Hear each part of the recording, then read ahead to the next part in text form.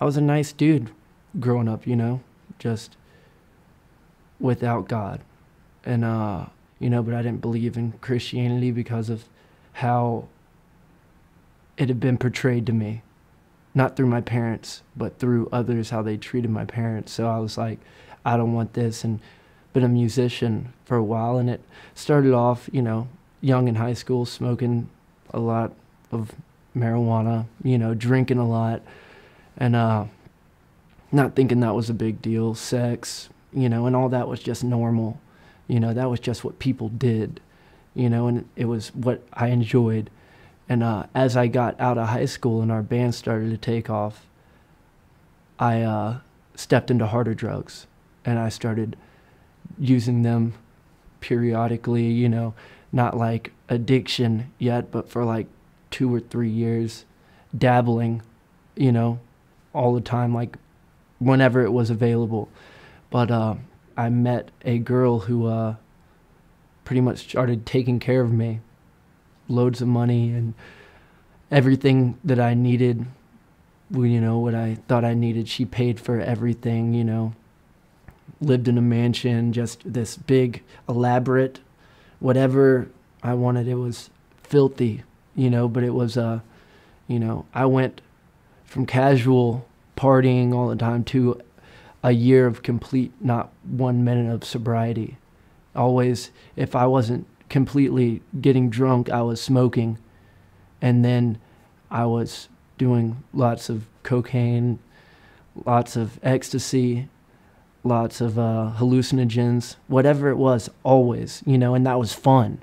You know, that was just what was going on. It was fun. Lots of sex with random girls, lots of just rock and roll, just playing shows and just doing that. And I thought that was life. Came to a point where I started feeling just empty.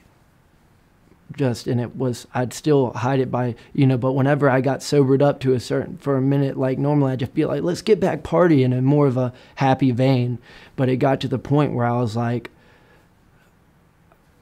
just being alone doing that because I couldn't handle, you know, I couldn't cope with reality. My reality was that. That was what I created, and it was just it was horrible. All of a sudden I started to feel this, like death was following me around, pretty much. You know, and a lot of my friends, even my crazy friends, were like, you're going to die soon if you keep going the way you are. You're going to. And I was like, I don't care. Live fast, die fast, rock and roll, you know. I'm going to hell, and all my friends will be there. I was at my house, and my mom tried to tell me about God, you know. Definitely not mention Jesus, but just tried to tell me about God, you know, because Jesus was way too taboo to bring up with me. But she brought up God, and I flicked off my family. I told them there is no God. I was like, screw that. There's none of that. Not in me. Look at me, you know. I live how I want to live. I'm going to die how I want to die. Like really just angry. And so after that, you know, my mom and sister are crying. You know, and I'm like, I could have cared less. You know, I had no feeling. You know, I was numb. So I was like, whatever, and left. And I ended up recording. We were in the studio for those days. And I go get in the hot tub at the studio. I don't even think it was a while. I think I was just sitting there. And questions started to flood my mind. I'm talking like they weren't my questions. They were just flooding me. And I was like, what is this? And the questions were like, why are you here on this earth, pretty much? What's your purpose? And I'm like, that's not my thought. You know, I'm getting off that. That's too deep for me. What's after this? What's that? What's after, you know, everybody dies, Dallas. What's after death? And I'm like, you know, I'm not trying to deal with this right now with myself. You know, I'm sitting there. And then all of a sudden, the question, is there a God?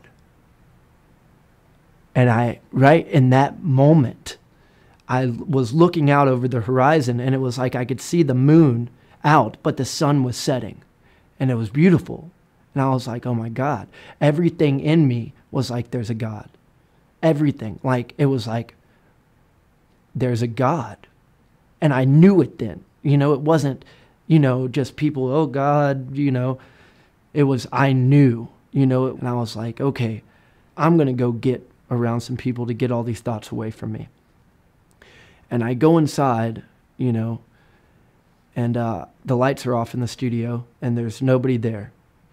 I go to the bathroom, and this is a little bathroom inside there, and I just start drying off. And I look in the mirror. I notice a little bit of blood coming out of my nose. And my heart just gave almost. I don't know what happened. It tightened. My whole body tightened, like constricted my heart. I didn't know what to do but lie there and die. And I just feel me dwindling away, sort of. I feel me pulling away from my body almost, like it was but not in a good way. It was dark, a darkness I can't even comprehend. I can't even describe. So I was like, this is it. I got what I wanted. I'm dying.